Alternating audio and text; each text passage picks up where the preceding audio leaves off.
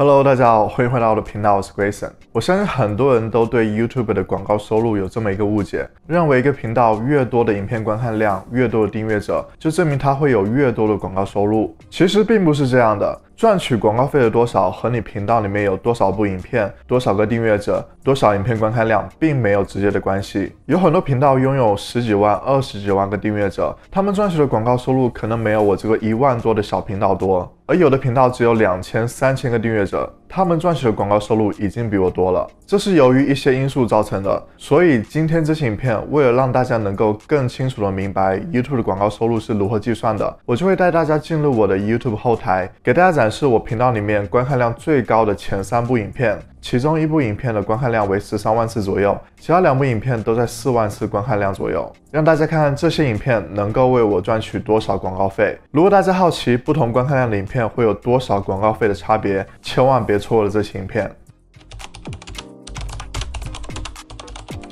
现在大家就来到我的 YouTube 后台，首先我把我的观看次数从高到低排列，所以在我的频道里面前3观看量的影片为这部影片、这部影片和这部影片。首先我们来看第一部影片，它的观看次数为 13.2 万次，观看时长为4982小时，给我带来了5102个订阅者。然后这部影片已经给我带来了374.33美金。如果你认为你的影片的观看次数和我一样，就能够获得跟我同样的广告收入，其实这是不对的。就像我之前说的，影片的广告费和我们的影片观看量和我们的频道订阅者没有直接的关系。我们再来看第二部影片，它的观看次数为 4.3 万次，观看时长为 1893.1 小时，给我带来了1971个订阅人数，它现在已经给我带来了 166.1 美金。这部影片现在有 4.3 万次观看，假如我们乘以3的话，那么它的观看次数和我第一部影片差不多。但是如果这部影片有13万的观看次数，那么它就会给我带来500美金的广告收入，整整比刚才第一部影片多了100美金的收入。我们再来看第3部影片，它的观看次数为 3.8 万次，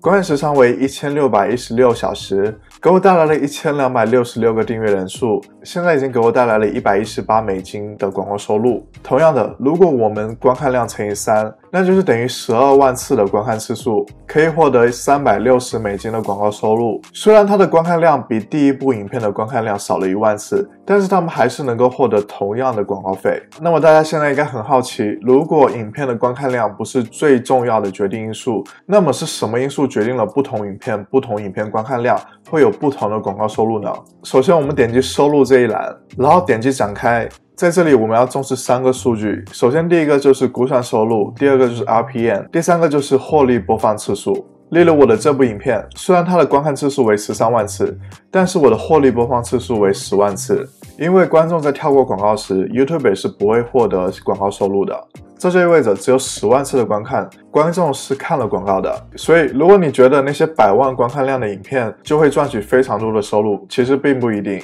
如果观众很少看你们的广告，这部影片并没有获得很多广告收入。反之，如果一部影片仅仅只有几万观看量，但是这些观看量都成功转化为获利观看量，那么它赚取的广告收入就会非常多。接下来我们再看 RPM 这个数据， RPM 就是每1000次获利观看你能够得到多少钱。我的这部影片的 RPM 为 2.85 美金，就代表着每1000次获利观看我能够得到 2.85 美金。我们再来看第二部影片，这部影片的 RPM 为 3.88 美金，观看次数为43000次，所以这个 RPM 就代表着每1000次观看我能够获得 3.88 美金。我们再来看一下第3部影片，这部影片的 RPM 为 3.13 美金，它的估计获利播放次数为22000次，它的观看次数为38000次。所以即使有2部相同观看量的影片，如果它的获利播放次数和它的 RPM 都不一样，这就会导致他们获得的广告收入都会不一样。当然 RPM 也不是永久不变的，它每天都在变化。例如大家可以看一下我的这部影片的 RPM， 每天都在不断的变化，从一开始的5美金到最低的时候只有2-3美金，每天都在不断的变化。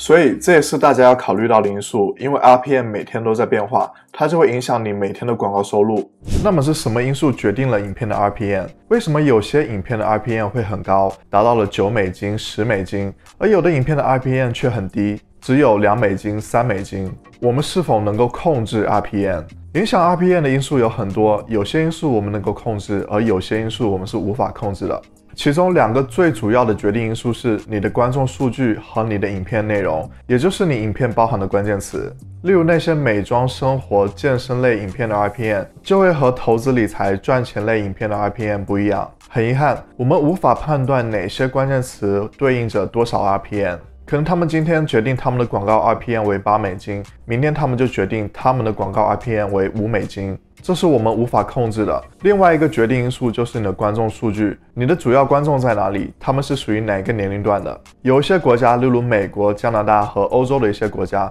这些国家的 RPM 就会偏高一些。如果你的大部分观众来自于这些国家，那么你的 RPM 也会偏高一些。一些 RPM 偏低的国家有印度、马来西亚、泰国等等。如果你的大部分观众来自于这些国家，那么你的 RPM 也会偏低一些。所以现在大家就知道了，我们不一定要达到多少观看量才能够达到多少的广告收入。我们也不需要继续再认为那些播放量100万的大频道，他们一定赚了很多钱。其实并不是这样的。如果你有高的 RPM， 观众也看了你的广告，那么你就会赚取很多的广告收入。如果你的 RPM 偏低，并且观众都没有看你的广告，那么你赚取的广告收入就会少很多。如果大家觉得今天这期影片对你们有帮助，别忘了为我点个赞。如果大家想了解更多关于 YouTube 的内容，欢迎订阅我的频道，打开旁边的小铃铛，我会每周更新影片。那么下次再见，拜拜。